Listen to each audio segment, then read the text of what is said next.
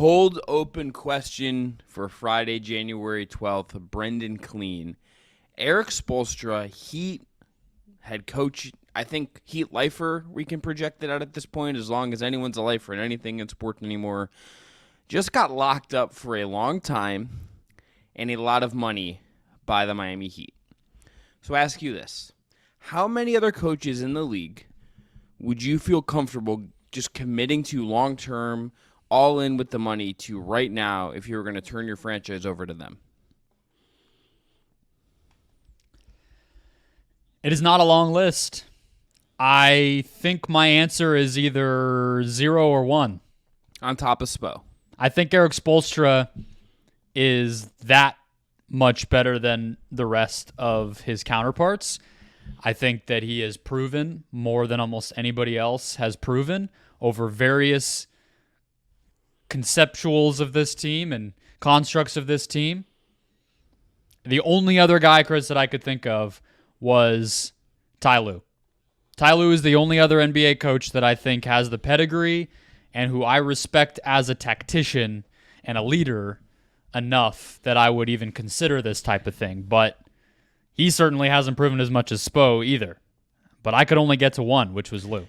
I think that's about right. I think obviously Greg Popovich is just not really in this category because he's kind of in the legend status and he's at a different phase of his career, but I kind of and also just got a contract like this, but also to be the basketball operations lead. So different category too from that standpoint. Lue is the obvious one. Brendan, I tend to think, if I'm honest with you, I think he might be underrated by some people as a head coach among like general discourse. I think that guy is unbelievable as a head coach, and he's been really good from the get-go, first in Cleveland and winning a title. And like I know he had LeBron and all of that stuff, but to win a championship in your first half season as a head coach is frankly remarkable. So, like, that guy's just really good.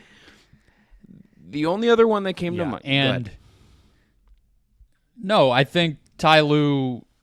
No, you said it. That's it. I mean, he's.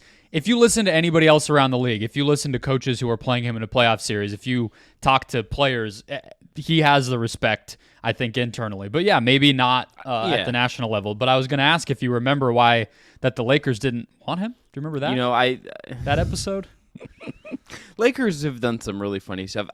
One wonders if they would just have had the same head coach the whole time because they would have just hired someone LeBron truly respects and just like pay him the money, you know?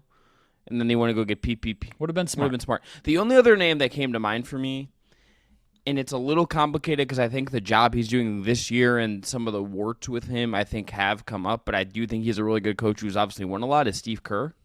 That's the only other name that I thought about. So I think at max, on top of Spo, if I was going to make like a list and you said I had to include 3, or what's the long version of my list, I think it is literally Spo, Ty Lue, and Steve Kerr, and that is the list. I would put Michael Malone above Steve Kerr. Okay, I like this take. Because Mike Malone, although I don't think anyone thinks of him... He prefers Michael. Sorry, Michael Malone, son of the late Brendan Malone, so a lifer in the game. He is someone that I also think to some degree is underrated because I don't think he gets the rub. I think like Jokic gets the rub for the system and the offense and all the flashy shit Denver does. Mike Malone, I think, is directly at the core of the culture of the Nuggets that led them to a championship last year and is responsible for so much of the organization. So I love that take. You could add Mike Malone to that list as well, but so I'd like him above Kerr as a take. To construct a defense around their personnel is, I think, pretty impressive.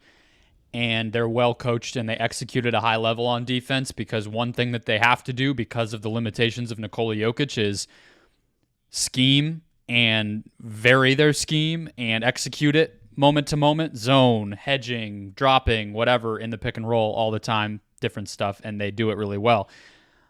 The other thing is he's shown an ability to turn over young players and turn over role players and maximize whatever version it is. He hasn't had the opportunity to do that as long as Spo, but the young guys on this Nuggets team are kind of meeting the moment, and I think there's a lot to be said for that. It's one thing to win when like Jeff Green's coming off your bench and Bruce Brown. It's another when it's like, hey, Peyton, answer our whole championship dreams are resting on your shoulders. You got that? And Peyton Watson's kind of said yes, in large part because of the coaching there. So I think he deserves a lot of credit for that. But yeah, the list is not long here on this The one. last two names I will shout before we move on and get into the meat of the show, which will open up with a very disappointing Celtics Bucks game. I think there's a chance Joe Mazzulla gets on that list, and I do think Quinn Snyder, although it hasn't gone great for him in Atlanta, I don't know how much I can put on him with that roster. I think that guy has just been great the whole time he's been in the league, and he's one of those guys that is just so well thought of and so well respected. So I think Mazzulla and Snyder would also be someone that I guys you could look at to some degree as well. Any pushback there? So not Monty Williams? Well, it's funny. I mean, really, you joke, but the one name that we kind of skipped over that probably is this guy for the Pacers is Rick Carlisle. Because he just is like, hey, No. not a Carlisle guy. I'm fine with Rick Carlisle. I think he's shown an impressive ability to adapt to the modern NBA and go from kind of the stuffy old guy to somebody pushing the limits of offense in Dallas and in Indiana. But yeah, I mean, he's been around a long time. Anyone who was around like the Ben Wallace Pistons and the Reggie Miller Pacers, and then also the, Dirk Nowitzki Mavs, Luka Doncic Mavs, and Tyrese Halliburton Pacers, like that's a pretty impressive life.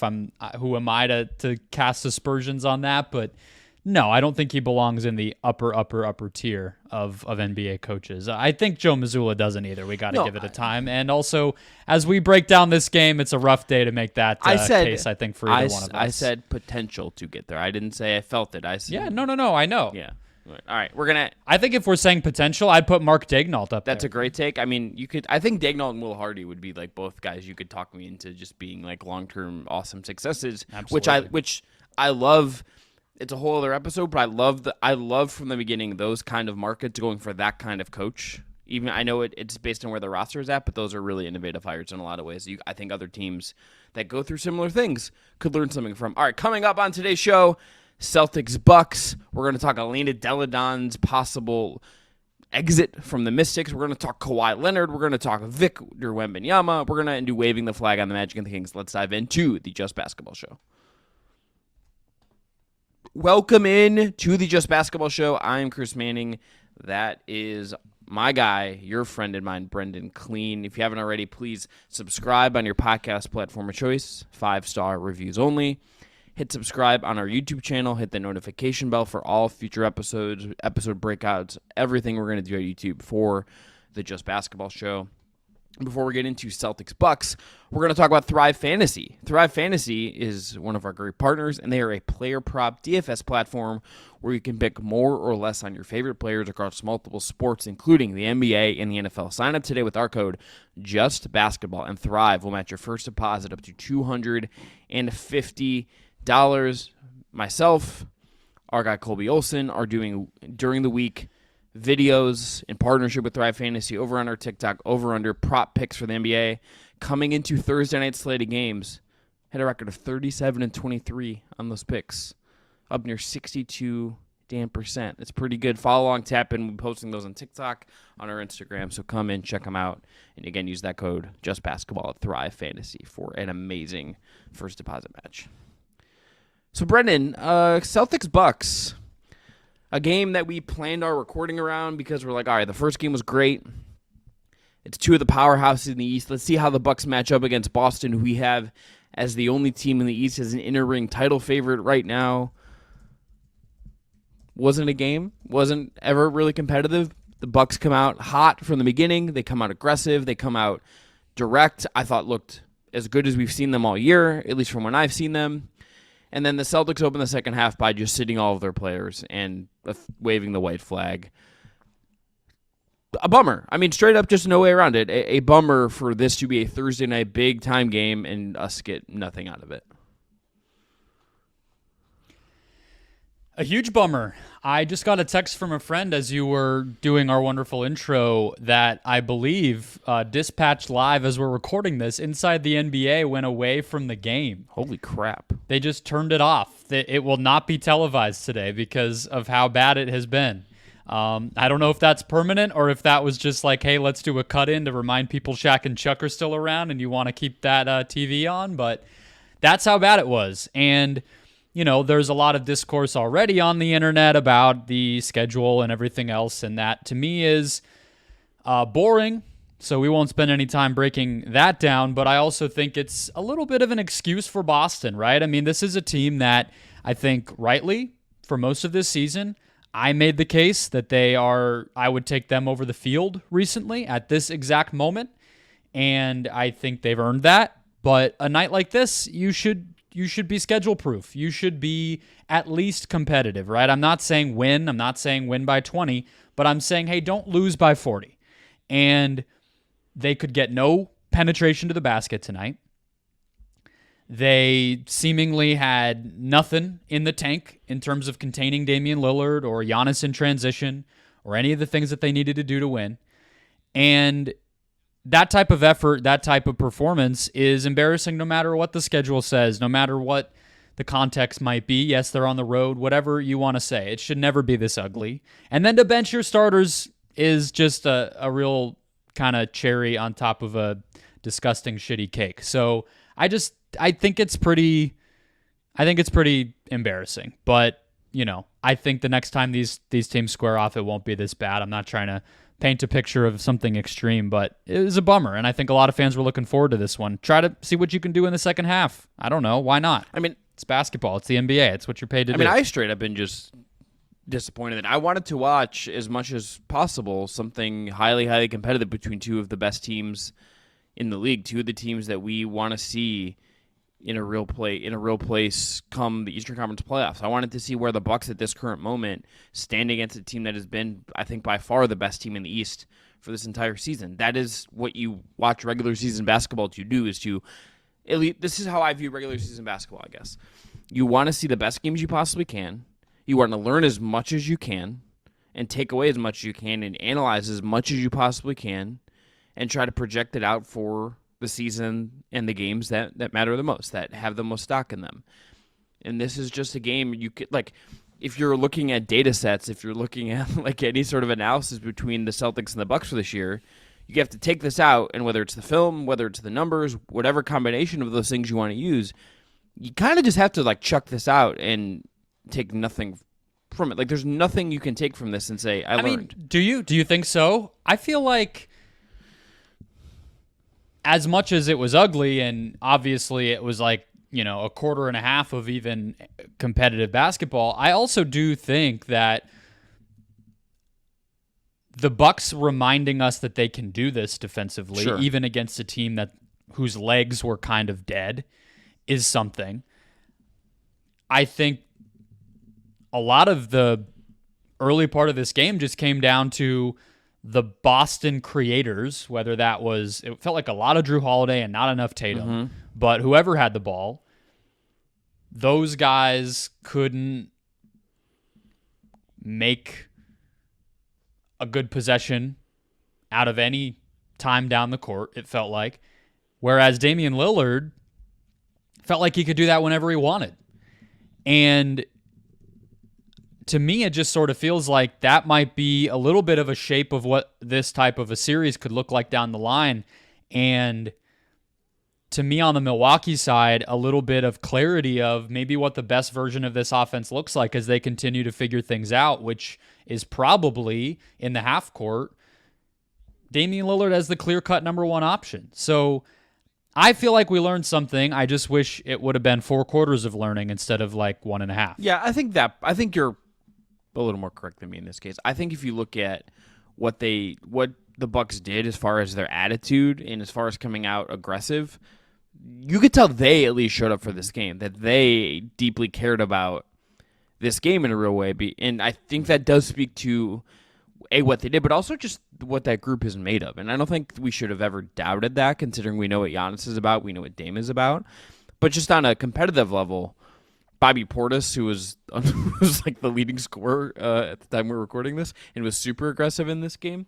Like, there's something to that at the very least, that you're getting lessons in that this Bucks group, I think, whether they can be the team to win the East or not, they're going to probably give Boston everything they can throw at them when it does come down to it. Like, I think this is at least a reminder of that and the defensive stuff you're getting at. And they've been able to rise to the occasion, I think, in big spots throughout the year, right? I think the NBA Cup game against the Knicks was pretty strong. One of the more fun games of the year. Their response in the second half, the way that they answered Julius Randle's big night and at least provided some resistance to him to quiet him down enough to win that game. And then the first game after the NBA Cup, when they next played Indiana, who they've played, I think, 77 times this season. They rivalry, Brendan, they Bucks really handed it to them. Kind of is. They really handed it to them. And I thought before tonight's first quarter, that was one of the best defensive stretches I'd seen Milwaukee play, was how they dismantled Tyrese Halliburton, actually provided some resistance in transition, and made him turn the ball over, slowed that team down, and won that game pretty handily. So I think that's a good indicator for them. You'd like to see it more consistently, but I think the ability, like you said, to kind of rise in those moments is super solid. And I think, too, I mean, Chris Middleton didn't make shots tonight, but 7 assists, 0 turnovers, and I thought one of probably the best overall defensive player on the team, maybe outside of Brook Lopez, in this game. And when he's playing like that on both sides of the court, they are a really hard team to beat. He's the MVP after all. 100%. Chris Middleton. One of your best bits, honestly. And honestly, in all seriousness, I want more beef like we got between the Pacers and the Bucks. I want more like random, like weird rivalries like that I get explainers for from ESPN about like where they talk to the equipment manager. Like I want more of that. That's fun. Give me like a Pistons Wizards beef, you know? I'm down. Jordan Poole and Cade Cunningham. Maybe Pistons Spurs. Yeah. Well, did you see the clip of Vic, who we're going to talk about in a moment, getting asked so much about the Pistons? Like he got asked about that Pistons like 5 different times. Nobody wants to talk about the Pistons, Detroit that much, so I get it. All right, let's end on this, Brendan, before we get into the last thing. So here, I'm going to run the East standings as of right now. They won't change based on this game. Bucks will be a game closer, but okay. Celtics, Bucks, 76ers. The Pacers are 4th. The Knicks are 5th. The Cavs are 6th. All those teams are 22 and 15 for what it's worth, just separated on different tiebreakers. Yeah. The Heat are now 7th, and the Magic are 8th. Then you drop down to all the teams below 500, Chicago, Brooklyn, Atlanta, Toronto, etc. If you're going to make a pie chart of right now, who you think are the best teams in the East, getting up to 100% of who could actually get out of the conference as of right now, January 12th, as people are watching or listening to us, how would you break up that pie chart? Who can get out of the East, so who's going to win the conference and represent it in the NBA Who can Finals? actually pull it off and get out of the East as of right now? Yeah. Probably would go 55 Boston, 35 Milwaukee, 10 Philly. Okay, so I went 55. I agree, 55 the Celtics. I have them as the favorite. I think Miami's not going to be my number 2, but I think there's a chance. I just think they could do it. History suggests. Well, when they get your guy Donovan, they'll probably be right there, right? Hey, look, Jaime Jaquez, like 3 picks, and Tyler Hero. You can have him. It'll be less picks than that. They're not going to get that good of a return if they have to trade him in the summer. But that's a whole other conversation for another day. He was very good in Paris, by the way. 45. It's pretty good. Pretty good. So what's your percentage for Miami then? So I'm gonna go 55 for Boston. I'm gonna go 20 for Milwaukee to get me to 75%. And then I'm going to go 12.5% each for Miami and Philly. If I was going to have to tilt, and I would probably have, the Miami thing is they just keep doing it, and I just don't want to like get to June again and be like, see, we're surprised, you know? Yeah, no, I probably should have couched it for that same reason.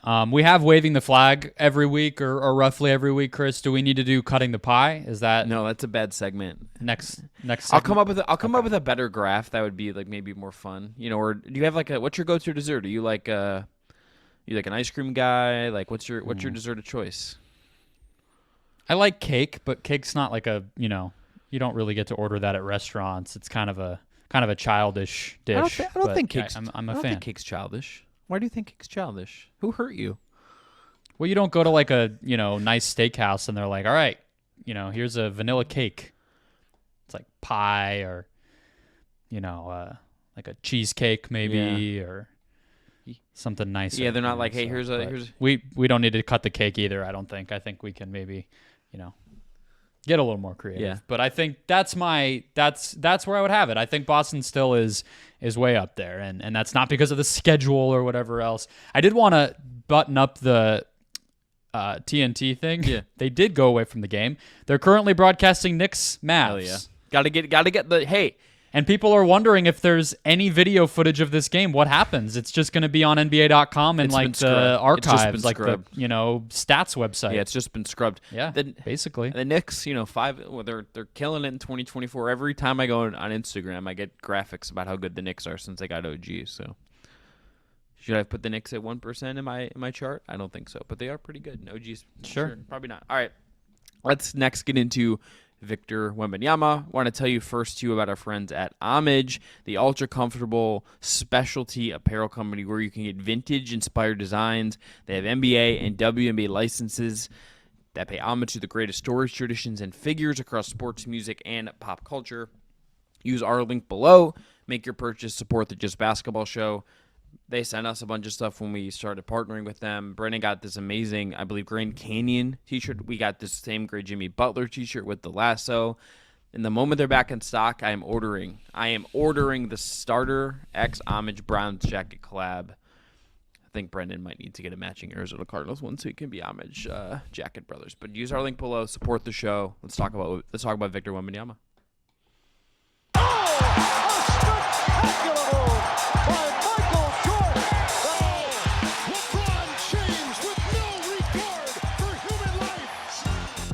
Moving off Celtics-Bucks to move into a lot of other big topics, big stories, big things happening in the world of professional basketball. Brennan, let's start with Victor Wembanyama, who had a triple-double the other night, 24, 13, 4, 4. He's averaging per 36 minutes right now. He is killing it as a center now that Zach Collins has been hurt, and he's just the center on that team now. He plays every bit of the fact that he is 7'4". The Spurs are still not very good. To be clear, that team is still a ways away from being something that can match the upside of Vic. But he has his triple-double. He's had all these amazing moments. It feels like the Victor Wembanyama uptick and him like hitting another level in season kind of feels like it's staring us in the face right now. Yeah, we ended the last show by being a little negative about him, so I want to, take the opportunity to be a little bit positive because he deserves it. Those numbers are astounding. He's really the only component I think you would say of his game that hasn't come around. I guess there's two. He's not making his threes. He's sub 30% on threes, and he's turning the ball over a ton. But the other part of the lineup change that happened is, yes, he's playing center, and Collins was healthy when he first, credit to the Spurs coaching staff. They did it before Collins got hurt, but now it's even more intense that he's never playing with Collins, who's benched with an injury. But the other part of it is that he's kind of also filling in more as a point guard now that they're playing less through Jeremy Sohan. So it's almost like we were clamoring for the Spurs to have a real center, and they had one. We were clamoring for them to have a point guard. Trey Jones has done that more, but Vic has also filled in there, and they're operating through very Tim Duncan-like kind of post playmaking of his as well. And when your floor is that high at 19, I just think it's going to go under the radar because they've been so bad, but he's living up to, I think, everything we would have hoped for. It just might not be as flashy because it hasn't come outside of, I guess, that Bucks game last week in these high-profile, nationally televised, competitive moments.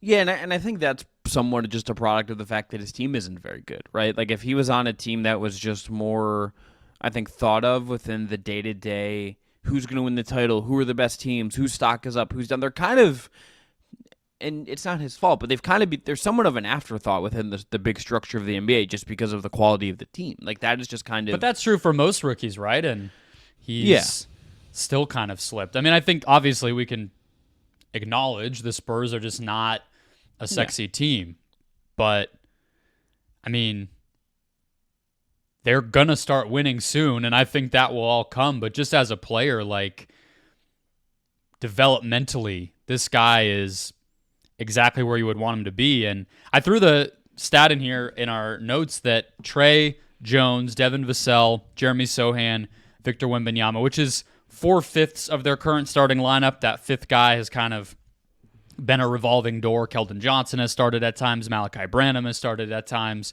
Obviously, Zach Collins, who we talked about. Right now, it's Justin Champagnie, who was great in Summer League. But those four guys, plus 18 net rating and almost 100 minutes together now that they're actually playing together more consistently, to me, that is another great indicator. And if the Spurs can just get out of their own way, I feel like Vic is laying a foundation to do something really impressive with them and win probably quicker than we think, maybe despite some of the boneheaded stuff we're seeing if they, make the right moves this offseason and keep building in the same direction. The other thing, too, Brendan, that big picture with him, I think has come away really impressive. And some of this is, again, a Spurs thing where they've limited his minutes to some degree. He's averaging 28 a game on the year as far as minutes, but, he's not getting heavy workloads. And there's times where he's pulled out early, and Pop has been very direct about managing him. He's played in 32 of 36 games, and he, to me, when you see him play, I don't feel like we have seen him, and it's not even the halfway point yet, but we haven't seen him feel the brunt of being in the NBA yet in a way you might have thought for him transitioning from Europe, where he played way fewer games, over to the NBA, which is a more physical league, which is demanding a lot in terms of travel and playing on a night-to-night basis. There's something to me really impressive in whatever he is doing, whatever the Spurs are doing, whatever the combination of those two things are, where he just looks physically there. Like, it's not a question of, hey, like, is this guy physically going to be able to hang in the NBA, or what is that transition going to look like? There's obviously still room to grow in that, and at some point he's going to, strength-wise, probably implement himself in games the way he does with his height already and his skill already, but he hasn't been overwhelmed by what the league is demanding of him physically, and I think that is part of this, that we're 30 games into the year, he's played heavy minutes, he's traveled a lot, all that stuff, and he is here, he's healthy. It's so impressive to me that he's held up physically in that regard. Yeah, and you wouldn't have thought that at all. I think that was even bigger than getting into the point guard stuff or lineups or any of that, what you would have been most worried about. So there's a huge reason for optimism there. And I know we want to get to the Clippers and beyond here, so I won't open this Pandora's box too wide, but I'm interested this season with Vic and a couple other guys that aren't rookies and have different situations but fall into the same category, including Zion and Kawhi. It feels like it is a big year for playing basketball is the best thing to do to maintain basketball shape. Well, which is what all the old heads have been saying for years, that they're just like, hey, can we just like play basketball? You'll actually be fine. And oftentimes I think part of their problem, Brendan, in making those arguments was that they made them as if like they were arguing that like 90s basketball was better, or that it's just like this generation is soft. There's just like, but there is just an argument. It's like, hey, if you play basketball and you take care of yourself on top of that, you're probably going to be healthy enough to play a lot of basketball. Yeah, and Vic had the ankle thing that you were alluding to, where he was in and out of games, missed a couple games, was on a minutes restriction, but he played till June last year with the French league team that he was on. And a lot of these guys, it's like, yeah, maybe managing minutes, maybe the less practice time are adjustments that needed to be made in the modern era, because what players are asked to do physically is way more extensive than what they had to do in the 90s, when it was like, hey, stand around while, MJ ISOs for a bit and take a shot if you get the ball and then go guard your ass off. That's not really the job anymore. So I do think there's more physical push and wear and tear, but for this rookie to be able to come in with a body we've never seen and kind of just handle it, to your point, is super impressive. Did you love my segue to Kawhi Leonard there, Chris? That was just excellent podcasting. I'm sorry I kind of ignored it. And I'm honestly, just the last thing I just want to say about Vic. Mm-hmm. They're sneakily a top 5 to 7 team for me at the trade deadline because of him. Mm-hmm. I just want to see how much do they sell off? Do they go buy ahead of time for something they need? We'll talk about that closer to the deadline. They're worth talking about it when we do a deadline preview of some kind closer to. But their name has come up with DeJounte Murray and Trae Young in the past week. Very, very heavy slot, but it's out there from Matt Moore. The DeJounte thing is out there from multiple places. Matt Moore had a Trae thing that they basically want a point guard. So that's a good thing to hear. I don't know if it'll happen in February, but yeah, they obviously have identified, hey, this guy is ready to go. Let's do it. I wish they would have realized that last year. Maybe June, July of 2023, but better late than never. Yeah, sometimes it takes you a little bit to figure it out. Let's go on to Kawhi Leonard, who has extended his deal with the LA Clippers, a fully guaranteed deal for 3 years and $153 million American dollars. That's a lot of money. This will keep him through, as he said, kind of deadpan. If you saw the quotes, he'll be 35 when this deal is done. This is a 32 to 35 kind of deal for Kawhi. And he also said that, and Paul George has said this as well, that he hopes to re-sign. Kawhi said it hopes to lead to the Clippers bringing back both Paul George and James Harden. This is after the Raptors. We can get to those ramifications of it, Brendan, but what did you make of this Kawhi extension? It came seemingly out of nowhere. No reporting that it was coming soon. None of that. Just the team announced it, which is incredibly rare in this modern media ecosystem. I guess it is the Kawhi Leonard of it all, right? He's a quiet dude, and his free agency, it took over the league because it was so impactful, but you had all sorts of insanity. I think there were lawsuits over what was and was not said about Kawhi Leonard's free agency. So, yeah, maybe it's better that it was nothing this time. Also, did you know, I looked this up as you said Kawhi's age because I was on Paul George's basketball reference page. Did you know PG is a year and a half older than Kawhi? I would have had that the opposite for sure. So I learned that about a couple months ago I don't remember why I was looking at their basketball reference pages, but I came across it a couple months ago, and like you in this moment, it surprised me because I feel like Paul George is 31, but I've always in my head, even when he was 24 on the Pacers, he played this is a mature seasoned professional who's 27 to 30. He just feels like he's in that range. Kawhi also feels like he's been, he has been around a long time at this point, but it feels like he's been in our basketball eyes for so long on these big stages. Yeah. So it feels Paul like George he's is already older 35. than Damian Lillard. I don't understand that doesn't make any sense. How Paul George a 2-and-done guy? Dame was a 4-year guy, so that doesn't really answer that. No, it's weird. But anyway, I think, look, obviously it's a huge deal. It has free agency ramifications, but I wasn't really ready to believe that either one of these guys was going to actually leave the Clippers until it happened. It felt more like wishful thinking for other teams. Well, and the arena part of this too is just I didn't mean to cut you off there, but it's Bill Simmons and others have talked for a while how the Clippers weren't going to go into this new arena without named players. So and that's the smart thing to do. But I also I thought Kawhi was going to stay more so than PG anyway, just because it kind of felt like if Kawhi's injuries were to continue, if his, other teams having questions about what he wants and who he is as a person continued, it's the incumbent advantage of being the team that already employs him is going to go a long way with health and with personality and everything else. So I didn't really ever allow myself to believe Kawhi would leave, and he's not leaving. I think it's a huge deal, obviously, for all those reasons, and keeping this core together and keeping your championship window open. But I was kind of the opinion, Chris, that really, even if you had told me that the minor, I believe it was a meniscus this past time that he suffered in the Suns playoff series in the first round last year, if you were to say he never recovered from that or had to miss this entire season as a result, but was scheduled to come back for 24-25, I would still think that they would sign him to this contract.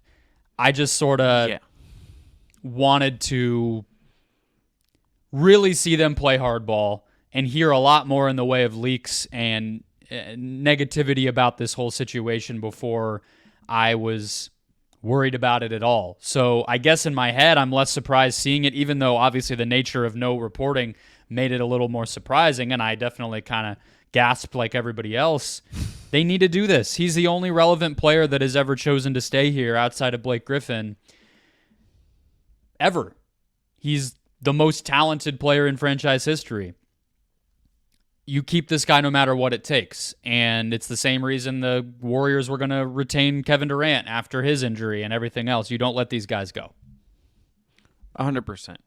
You can't let someone like Kawhi go. You don't really have a way to pivot off this era and stay relevant without a complete teardown. And when this team has played of late, I think most importantly, we have them in our inner ring contenders tier, Brendan. We did that on the last episode. This team is legit in the title race. Obviously, some concerns.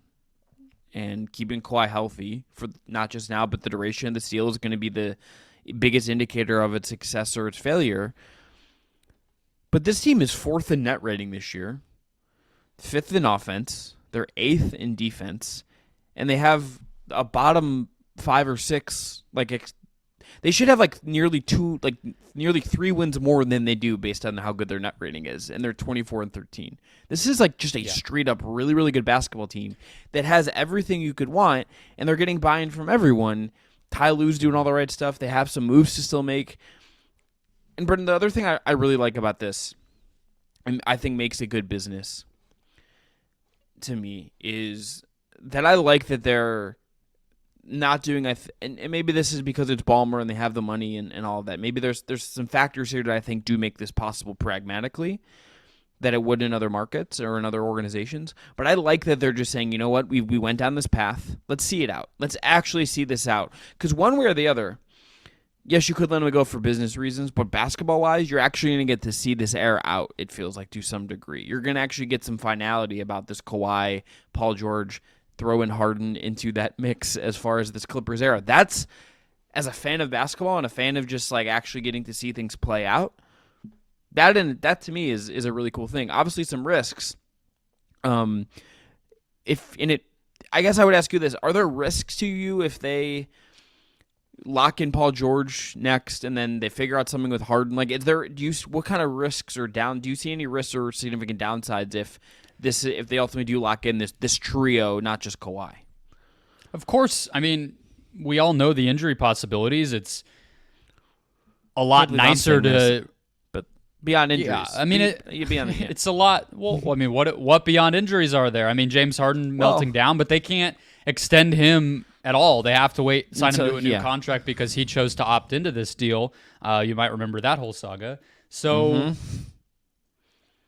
I think the most important number here to me of anything we could look at from the Clippers season, Kawhi's season, the dollar figure, the most important number to me is that he's played in 33 games this season out of 37. And I think that more than anything is what gave them the confidence to go ahead and move forward on this. When he's played, what he's doing this season shouldn't come as a surprise to anybody. This is what he does.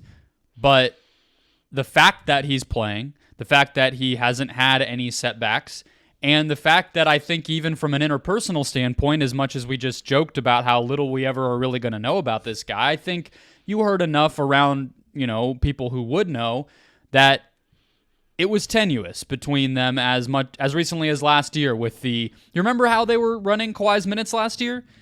Where he was only playing second halves? Do you remember that era? That was 12 months ago. And he had an iron grip on everything related to his minutes patterns and his availability and everything else.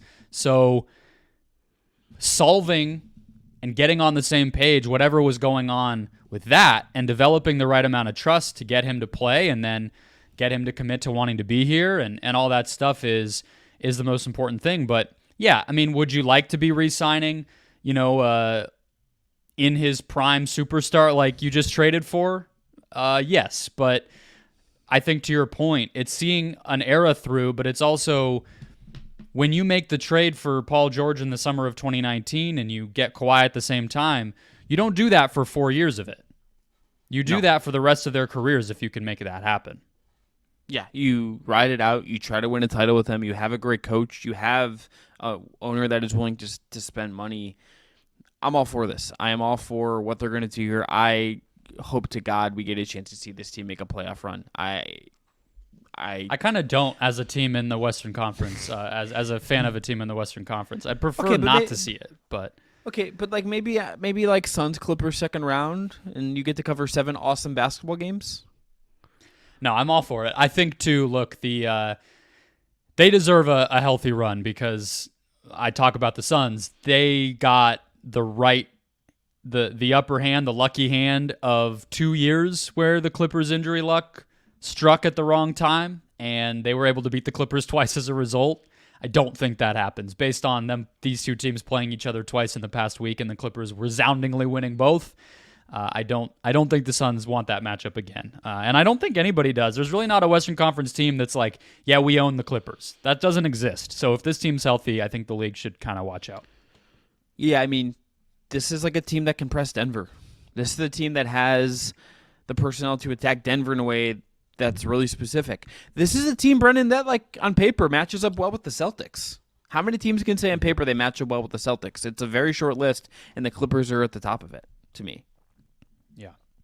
So yeah, they're going to probably be the number one team to watch, I think, down the stretch of the season, just to see how those matchups shake out and how much better they can get. Do they make moves? Like they're right there. Everything is trending up for them. 100%. All right, let's move on to some WNBA news. We have Elena Delle, one of the best players, most notable players in that league, appears to be on the move. The Next, the online publication covering all things women's basketball, has reported that it appears that Elena Delle, 2 sources tell the Next that Delle is expected to move to another team this offseason. Delle is at 34. She averaged 16.7 points and 5.4 rebounds per game last year. She's had obviously numerous issues that have interrupted seasons after season after season after season, and she's probably staring down, if you're looking at it from her perspective, staring down how long is left in her career to achieve at a high level, to chase to chase a championship, to chase ultimate high success. Brendan, I'll ask you this. We'll get into a full WNBA preview where we can get into, okay, is she the best free agent? Where is she going to go? We'll probably get more reporting between now and then. What is your favorite? Do you have like a favorite immediate fit for her? Do you have a most fun fit? I have a most fun fit that came to mind, but I don't think it's actually likely, even though I think it's really fun. We'll go for yours. Elena Delle, how do you feel about the great city of Indianapolis? How do you feel about playing with Caitlin Clark and Aaliyah Boston and being the old head between those two? Can you imagine her where she gets to like pick her spots a little bit more and be part of those two amazing young players? They obviously have they have other players, and she would have to kind of like shoehorn her into some degree with what she is now. But I'm just picturing her in a situation where she gets to kind of take the load off, so to speak, and be on a team that's going to be on the up and up next year. That I think could be a real benefit for her if she's willing and would cover for some of her weaknesses as well. You could talk yourself into her going to some of the better teams in the league and whatnot. But I think there's a really fun idea of her going to play with some really young players and being kind of the old head who picks her spots and can be kind of a guiding light for a team in that regard as it's finding its footing. I love that fit. I think she absolutely would be. I mean, you're starting to talk about like, could you get a nice juicy bet on the Fever to like make the finals if she's on a team with those two? So I certainly would love that from an entertainment standpoint. She's one of the players, though, in basketball, Chris, where Chris Paul is kind of like this since leaving the Clippers. LeBron, obviously, very notably, had a little bit of this where proximity to family, proximity to home is incredibly important to her.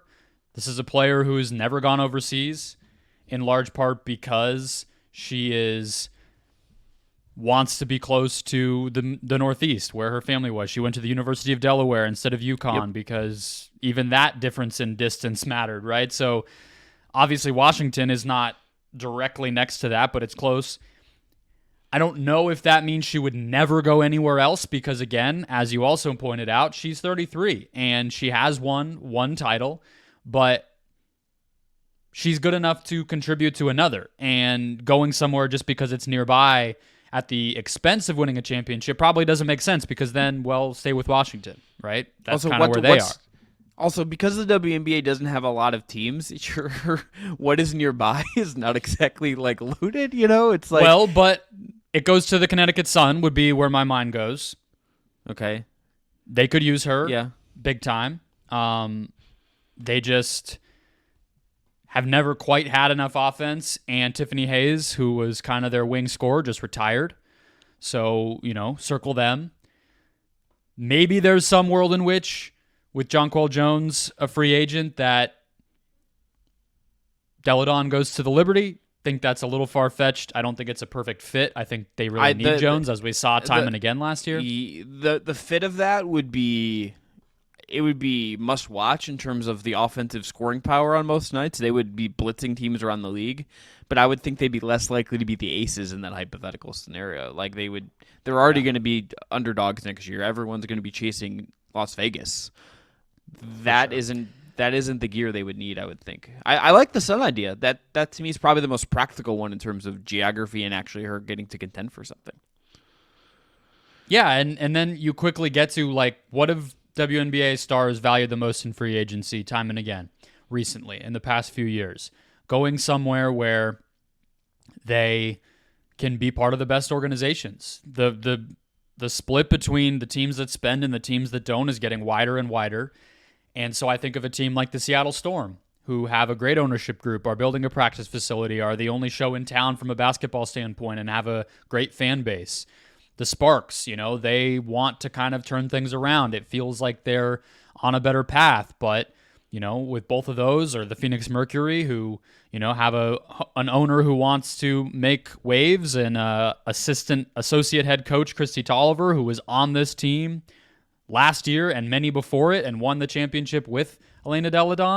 Does she want to go to Phoenix? Does she want to go to Seattle? Does she want to go to LA, or is that too far away? I think, to your point, we'll hear more, and I think that'll give us more clarity. But, the thing about Delle, in addition to her greatness, is she's one of the most malleable possible superstars. She can score with or without the ball. She's solid enough on defense to kind of keep things together. She's big, but she can play on the perimeter. You could plug her in anywhere, and she's going to make a huge impact. So it's really going to be a bidding war, I think, at this point.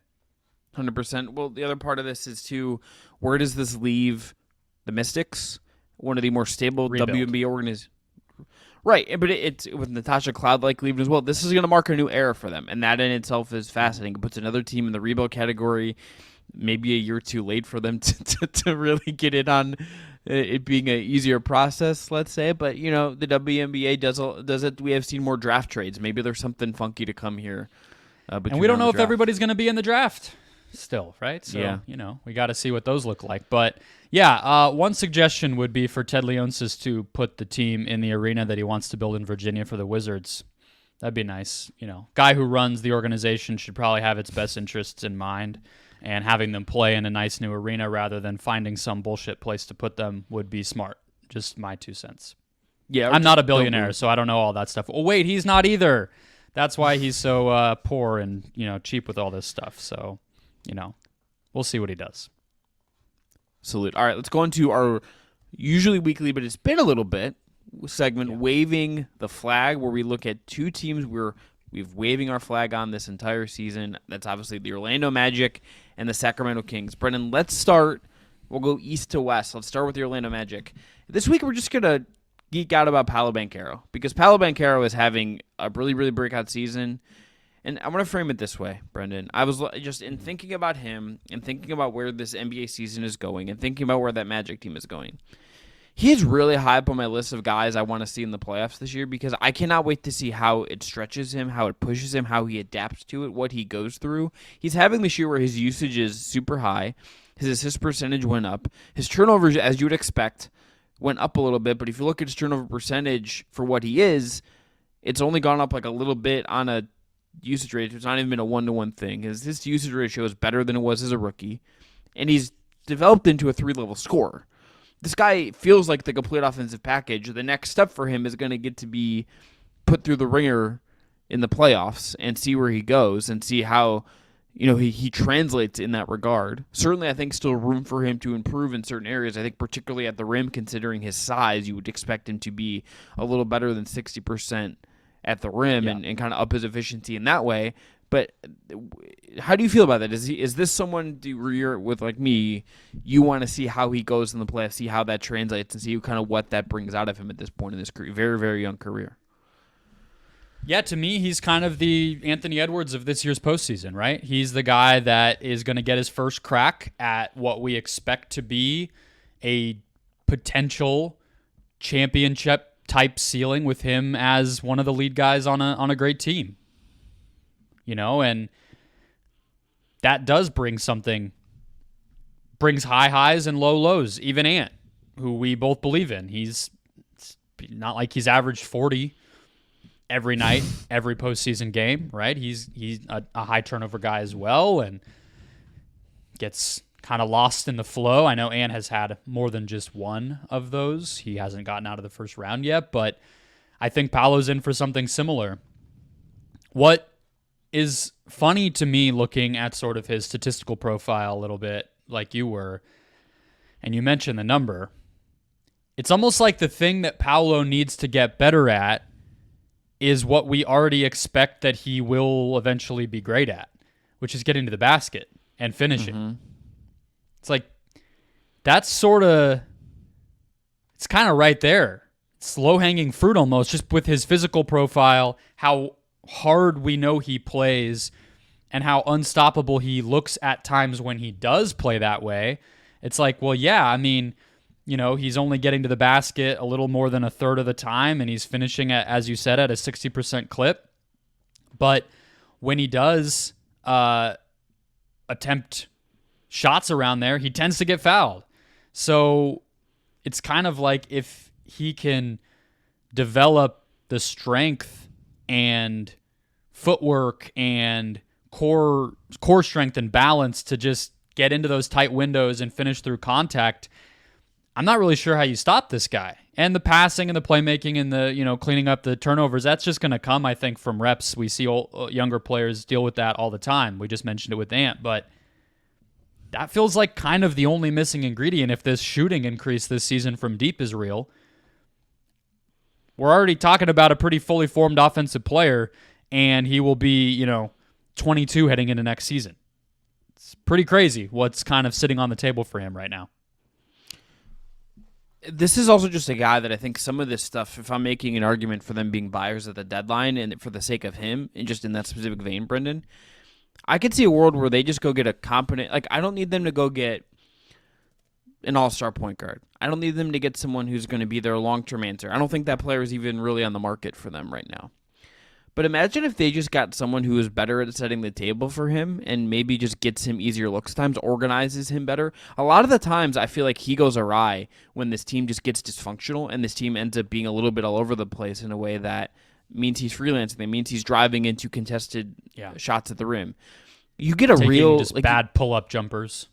Yeah, and it's like you don't need to do this if your offense is functioning properly. You get a world where they go get Tyus Jones, they go get pick Monty Morris. Just get someone who can run the show and distribute things and keep the trains running on time.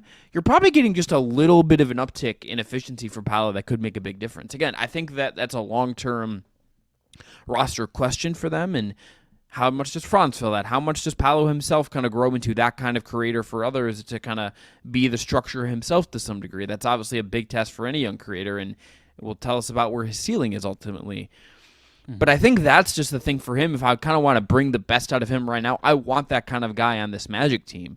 It would set him up for success, I think, in a real way if you get that kind of guy. It's funny. It'll be interesting in 5 years to look back on the randomness of Some of it selected, right? They didn't build the roster that way, like you said, but also they've had injuries. Also, their draft position meant that Franz and some of these other guys were naturally who ended up on the team. And like, the Vooch trade, they kind of won that trade, but it's like, all right, well, you get Wendell Carter Jr., who's another big. That's the best asset you could have gotten from the Bulls, but okay, he happens to also kind of clog the paint and be a center too. And all that opens up to make Paolo have the ball in his hands way more than I think anyone would have thought. Like at Duke, it was like, oh, wow, and he can kind of pass a little. Cool. And then in the NBA, it's been like, all right, brother, win us some games. You know what I mean? And a lot of the time he's done it. Like they were pretty solid last year. They're legitimately good this year, and he's getting to kind of develop and get those reps on a productive, competitive team. Like that's sort of the best of a lot of different worlds. I wonder what it'll mean for his role and his style as he ages, but it's kind of the best you could ask for in a lot of ways. I just think, as you're describing with the guard play, one thing that feels obvious, and maybe it is Franz and him, although you can switch that pick and roll, but he's only getting 4.5% of his possessions as an offensive player this year are as a roll man. Yeah, that's not enough. In the pick and roll. That's such a small number for somebody that you just imagine, whether it is scoring or whether it is making plays in the short roll as a passer, a la Blake Griffin or Draymond Green. That role is tailor-made for him. So that, to me, is like just an obvious statistic that jumps out when you kind of break down how he's been used and what's kind of sitting there to be pulled at even more as they build out the rest of this roster. So, yeah, but look, like his floor is so freaking high. This guy's 21 and he's already doing this stuff. We just talked the other day about first-time All-Stars, and we agreed he had a pretty decent shot at it. He's 21. He's in year 2. The offensive game is just insanely advanced. It is insanely competent is often not, Phil Brennan, like a compliment that is like fun to give out, but there's something really awesomely competent about what he is. And again, I think that's more rare and is more valuable, and I think I at times have realized or valued. I think just having like a baseline level of something does ultimately really, really matter. To your point about roll men, we talked about this in relation to the World Cup in the summer about him playing at the 5. Do you know how many? Have you looked at the how much he's played at the 5? Have you looked at just how wonky some of this data is so far? No. Okay. Give it to us. 138 total possessions. That's not a lot. Most common lineup with him at the 5 is 15 possessions. It's Cole Anthony, Jalen Suggs, Caleb Houston, Franz Wagner, and then Paolo. There's 2 other lineups with 15. One is Anthony Suggs, Gary Harris, Wagner, and Paolo. The other one at 15 is Suggs, Anthony Black, Wagner, Jonathan Isaac, and Paolo. They have too many centers. So this is kind of the thing. They have too many centers that are decent, right? Like, because they have Mo Wagner, they have Goga Batadze, they have Wendell Carter Jr. And Jonathan Isaac, who really is only a center at this point because he can't really do anything on offense. Right. So you can't like slide him there. And then when they've done it, it's like it feels very much just like if you just look at this and then you go back and look at some of the film on this, it's very much just like we have to do this at this one time and we're going to ride it out for a little bit and then we're never going to think about it again. And it feels like that. And I think long term, I want to see Paolo as the 5 where he's rolling and doing Giannis-y things where he's the fulcrum of the attack in a different way. That might require, I think, a more trustworthy guard as your point guard than an Anthony or a Suggs, where Franz maybe slides into, like if we're making analogies, like a Chris Middleton kind of situation in that regard, where he sometimes runs a pick and roll and oftentimes is the team's point guard, but also spots up and does other things off ball. There's something here. The data on it for this year is really bad, offensively especially. But I don't even want to. You can't even take some of this for much because it's such a small sample and scattered that it's like hard to even like know what to make of it if I'm looking at this. But I want to see more of it, is my broader point. I want to see a lineup at some point where it's like 250 possessions and instead of 4% as a roll man, it's like 10% of his possessions as a roll man. And I think he becomes more efficient in that, even if we want him to do the 3-point shooting stuff and all of that is great.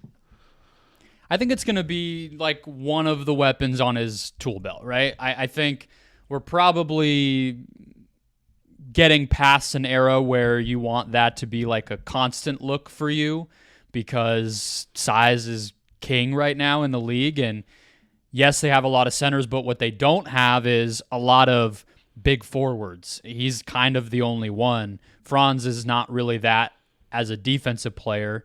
And so are you switching a lot, or are you kind of overexposing yourself with too much aggressive help defense, kind of like the Jason Kidd Giannis deployment back in the day, and that can run into some issues with big teams or teams that have a lot of shooting. So I want to see it be more than nothing, which is pretty much what it is now, but kind of where it ends up is going to be a cool subplot too, and what they see it as and how they draft and acquire players too. Because, yeah, I think we're identifying, right? It's not just a guard that they need. It's probably a little more of those defensive wings and forwards that they'll probably want to add too, to build different types of lineups around him going forward into the distant future, 5-10 years from now.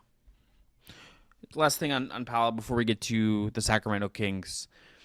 I guess this is like maybe a fun offseason episode, but where would he rank as far as like you start a franchise with a guy right now? Like the only names to me that feel like obviously ahead of him for going like year 3 and under, it's like Vic and Chet probably, like just off the top of my head without thinking about it too much. Like I would put him ahead of the 2021 class right now. I think ahead of Scotty, ahead of Mobley, ahead of Cade.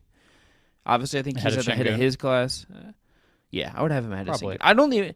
I still think Sengun, we're figuring out like how he stacks up with, like, he's been really, really good this year. I have a lot of conflicting thoughts about where that 2021 class is awesome. I haven't quite figured out how I want to rank all of them yet. If we're gonna have an episode about that at some point, and I'm still trying to figure out how to exactly like parse that group and put them in kind of like an order that makes sense in my head. Yeah, I think he's right up there. What about him versus J-Dub? I would take Paolo. But some of that, Brendan, I think is opportunity for Paolo in a way that J-Dub does not fully get in the same way in OKC, because that's Shea's team, and then I think Chet's kind of becoming the number 2 most important guy in that team.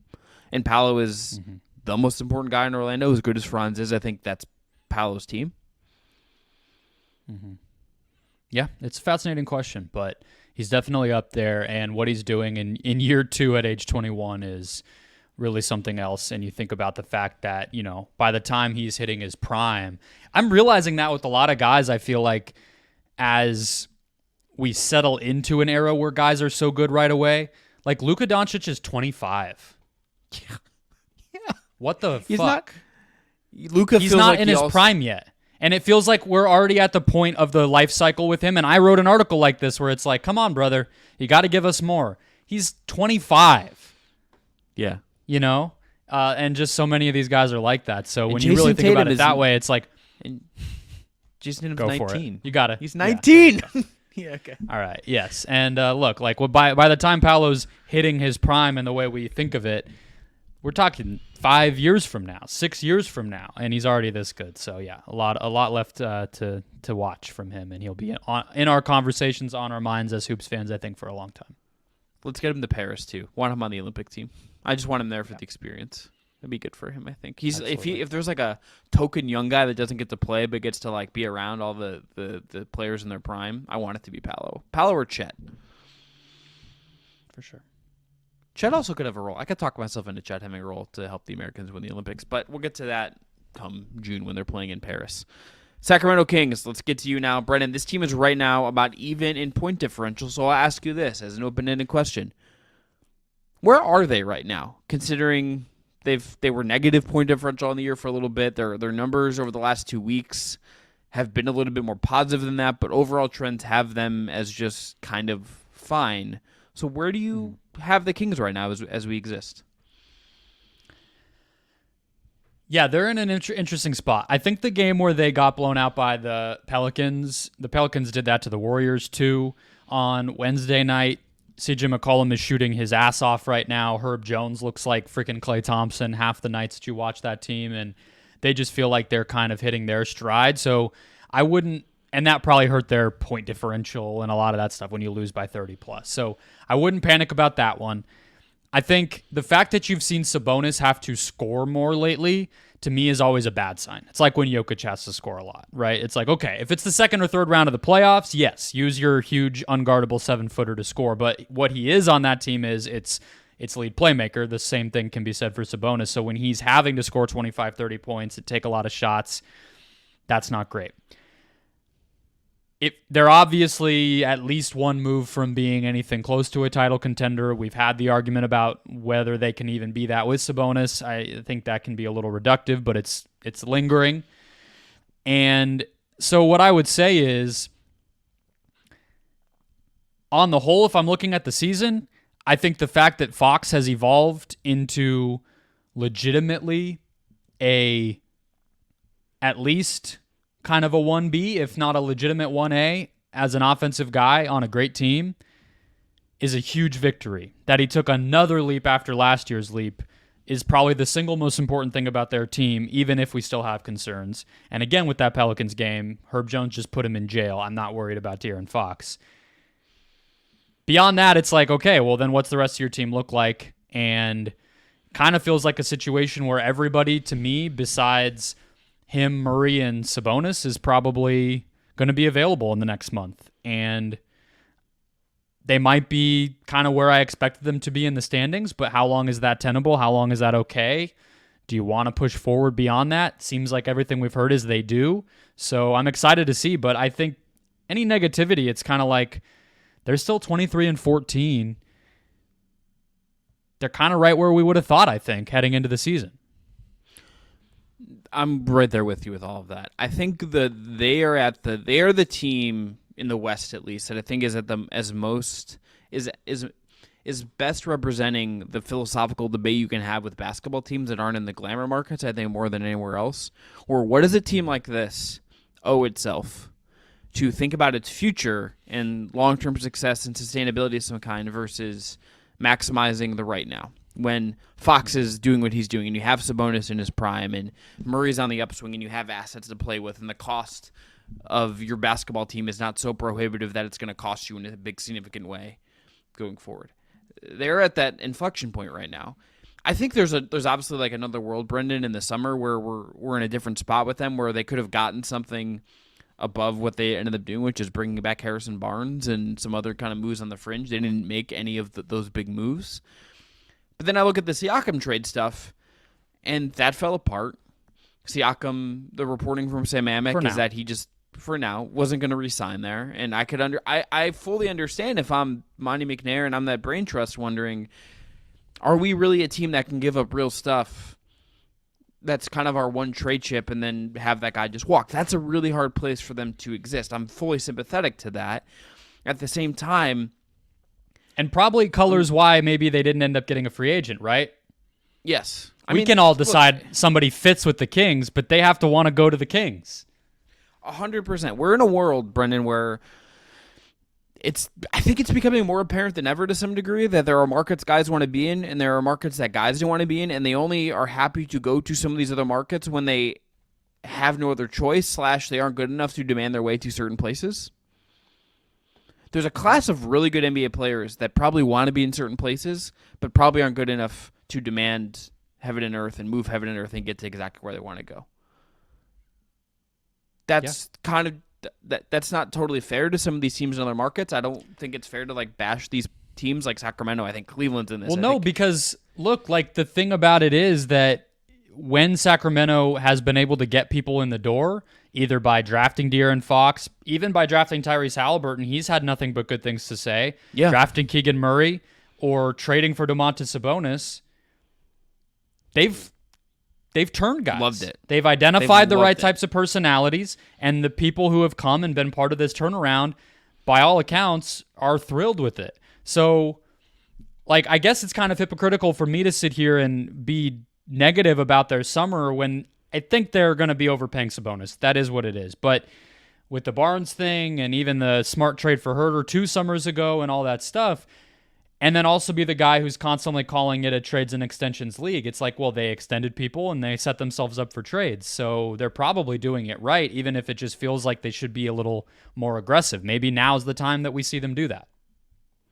I would love them to be aggressive. I will, again, we have a full NBA trade season preview we'll get to. More reporting will come. If it's not Siakam, is there a name you'd want? Is there just a name that comes to mind for you? You'd want them to chase after and make a substantial offer on? It would just be another guy like that. They need defense at the wing and forward spots. They need to.